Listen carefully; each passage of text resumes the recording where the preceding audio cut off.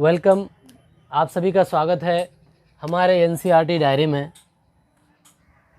जैसा कि हम लोगों ने लास्ट क्लास में पढ़ा था कि रासायनिक अभिक्रिया किसे कहते हैं, रासायनिक अभिक्रिया क्या है या फिर रासायनिक समीकरण क्या है, इन सभी का हम लोग बारीकी से इन सभी चीज़ों को हम लोग जाने थे लास्ट क्लास में। तो चलिए आज के क्लास में हम लोग पढ़ेंगे कि रासायनिक समीकरण को लिखना, मतलब कैसे रासायनिक समीकरण को लिखा जाता है, क्या नियम है, क्या रूल है, क्या रेगुलेशन है। उसके बाद रासायनिक समीकरण को संतुलित करना, किस तरह रासायनिक समीकरण को संतुलित किया जाता है और रासायनिक समीकरण को संतुलित क्यों किया जाता है। तो इन सभी बातों को हम लोग आज के क्लास में जानने का कोशिश करेंगे।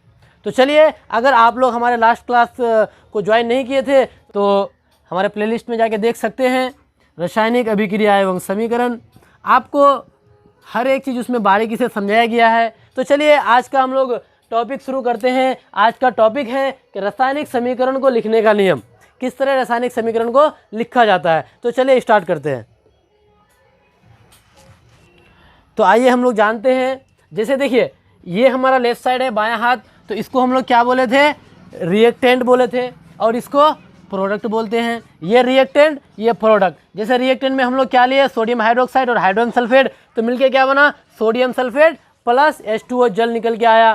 तो यहाँ पे देखिए, लिखने का सिंपल सा नियम है, जिस तरह से आपको यहाँ पे इक्वेशन में दिख रहा है ना, उसी बात को हम लोग लिख दिए हैं, और वो नियम है ही, उससे अलग कुछ भी नहीं है, बहुत सिंपल है। आप जिस तरह इक्वेशन को वहाँ पे उतारते हैं उसी तरह स्टेप बाय स्टेप आप लिखते चले जाइए, बहुत सिंपल है। जैसे मैं आप लोग यहाँ पे देखिए, हम लोगों ने क्या लिखा, अभिकारकों को बाएं ओर लिखा जाता है। जैसे में आप इधर आइए, इस तरह से हाथों को अपना रखिए, और ये वाला साइड जो लिखा हुआ है ना, वो आपका क्या रहता है, अभिकारक कहलाता है। उसी बात को हम लोग लिखे हैं कि अभिकारकों को बाएं ओर लिखा जाता है। ये आपका क्या है, अभिकारक है।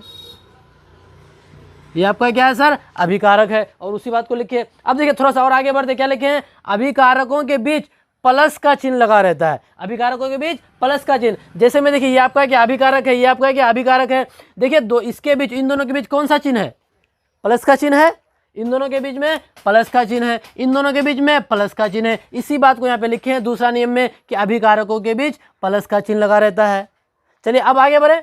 पहला तो हो गया बाईं ओर, दूसरा उन दोनों के बीच में क्या रहता है, तो प्लस का चिन्ह रहता है। अब देखिए तीसरा नियम कि प्रतिफलों को दाईं ओर। जब देखिए इधर अगर रिएक्टेंट है तो जाहिर सी बात है कि उधर जाके प्रोडक्ट निकल के आएगा।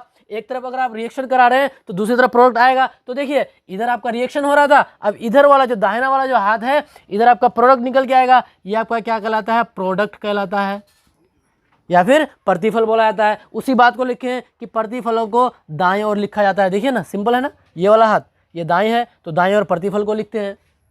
उसके बाद देखिए प्रतिफलों के बीच प्लस का चिन्ह। देखिए सिंपल, यहाँ पे जैसे आपका क्या, सोडियम सल्फेट और जो हाइड्रोजन निकल के आया था, उन दोनों के बीच में एक चिन्ह आपको दिख रहा है। किसका चिन्ह है, प्लस का चिन्ह है। तो उसी बात को लिखे हैं कि प्रतिफलों के बीच प्लस का चिन्ह लगा रहता है। अभिकारक हो गया, प्रतिफल हो गया। अब देखिए उन दोनों के बीच में आपको एक चीज दिख रहा होगा, क्या दिख रहा है सर, तीर का चिन्ह दिख रहा है, दिख रहा है, एरो का निशान। अब देखिए उसी बात को लिखें कि अभिकारकों एवं प्रतिफलों के बीच तीर का चिन्ह लगा रहता है। तो ये आपका सिंपल सा नियम है कि जिस तरह आप इक्वेशन को उतारते हैं उसी बात को आप लिखते चले जाइए कि इक्वेशन में क्या क्या आपको देखने को मिल रहा है, जो जो दिख रहा है उसी बात को उतार दीजिए, वही आपका नियम है। तो जो चीज़ आप इक्वेशन में देख रहे हैं उसी बात को आप लिख लीजिए, वही आपका क्या नियम है, और कुछ भी नहीं है। तो चलिए, मेरे ख्याल से आप लोगों को समझ में आ गया होगा। अगर आपको स्क्रीनशॉट करना है तो स्क्रीनशॉट कर लीजिए। चलिए मैं साइड ले लेता हूँ।